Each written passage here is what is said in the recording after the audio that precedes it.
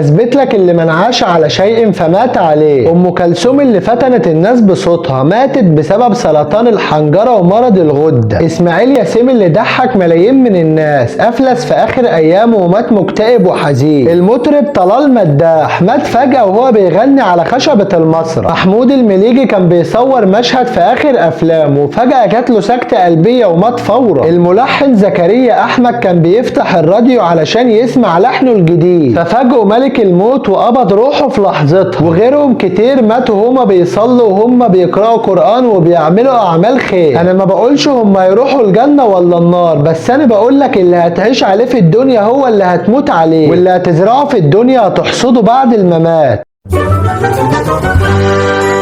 الفاكهة اللي في الفيديو ده محدش يقدر يشتريها غير الأغنياء فقط. البطيخ المربع أو البطيخ المضلع هو في الأصل بطيخ عادي جدا، لكن بيتزرع على شكل قالب فبياخد الشكل ده. ولما بتشتري بطيخة من دول بيحطوها جوه كرتونة وبيبيعوا الواحدة بس ب$100. تفاح سيكاي ايشي وهو من ألذ وأكبر التفاح في العالم كله، والتفاحة الواحدة ممكن يوصل وزنها الكيلو جرام، والتفاحة بتتباع ب$20. الفراولاية البيضة دي انت ممكن تفتكرها اللي لسه ما استوتش وطعمها ماسخ، لكنها لذيذة ومسكرة جدا ومشهورة باسم الجوهرة البيضاء، وسعر الواحدة منها $10. العنب الياقوت الروماني وحجم حباية العنباية قد حجم حباية كرة البنج، وسعر العنقود الواحد $1000.